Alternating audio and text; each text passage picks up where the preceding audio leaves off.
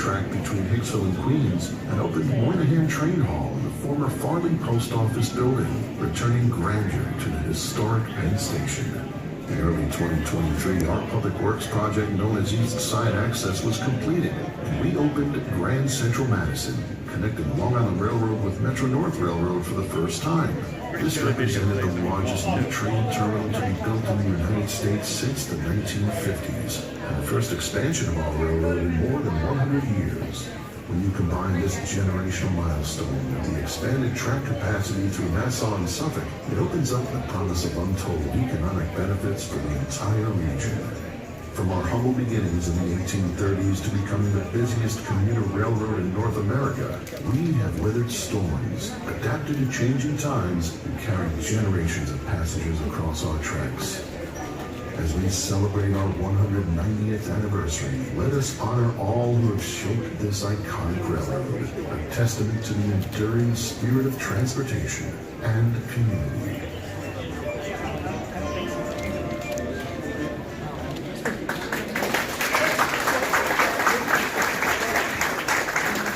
Before I go on, I'd like to also recognize another board member, Andrew Albert, is here with us today, so thank you for attending. What an amazing video. I once again would like to thank the video team that put this together. I'd also like to thank the Long Island Railroad's 190th anniversary committee, led by Yanis Dakos. I know a lot of pride and love went into putting this together. I'd also like to thank Pete Palmero, who also participated in putting this together, but also was that velvet voice that you heard narrating during that video.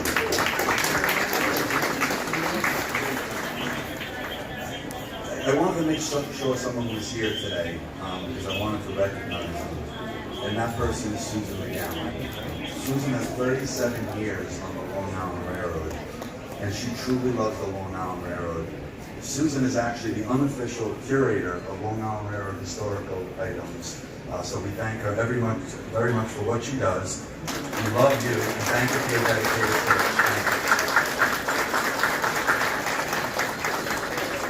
And lastly, thank all of you for loving the Long Island Railroad and helping us celebrate 190 years of Long Island Railroad service. And here's to another 190 years of service.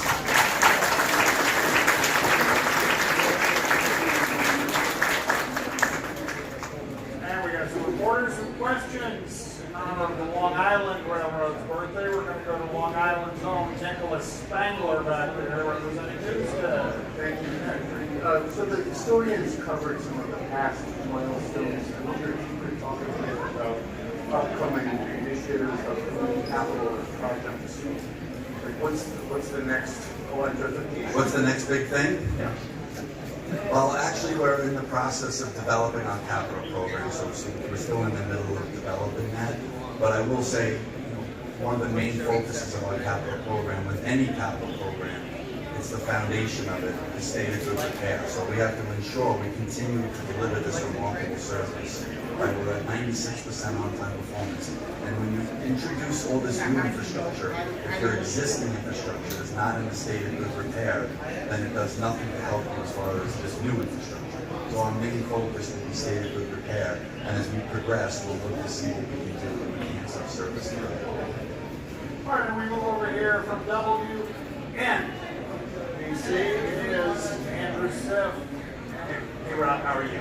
Two questions for you. One, since the video looked at sort of past commuting patterns on the LIRR, with the advent of congestion pricing, do you anticipate that more people will get out of their cars and use the railroad? And is that what you've been telling people who've been grumbling about congestion pricing? Well, I think if you look at the numbers, and there was a tremendous amount of research done looking at congestion pricing, the majority of customers who come to Manhattan take public transportation. They take the Long Island Railroad, so we don't anticipate a huge influx of customers. With that being said, if we do experience an additional ridership, we have plenty of capacity to accommodate that. As you know, we increased service by 41% with the opening of this terminal, and one of the beauties of having this additional terminal, it helps spread out the customer base so they're not all going to one terminal. So that's what we're anticipating. My second question, I'm sure you're aware that Congressman Gottheimer today went to MTA headquarters asking or demanding to see evidence that congestion pricing will generate $1 billion a year for the MTA. He hasn't been able to get that data. What is your response to that request? Well, I think that's good public show, right, to do something like that. But I think, I'm not sure of his name, but in coming to MTA headquarters, I believe I saw a video where he actually was chauffeured in a car. I'm just trying to understand why he didn't take public transportation in New Jersey Transit across the river and use the MTA system. All right, thank you, everybody. Appreciate it, and happy birthday to the railroad.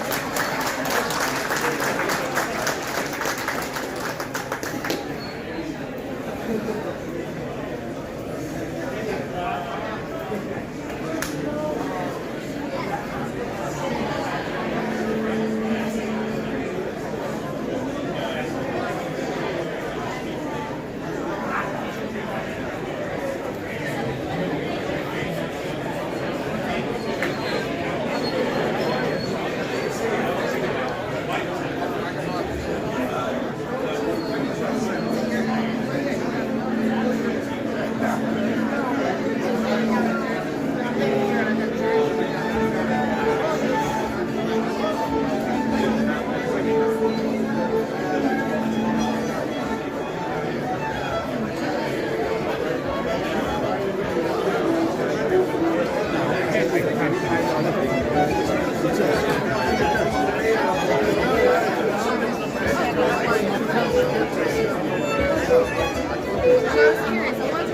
I want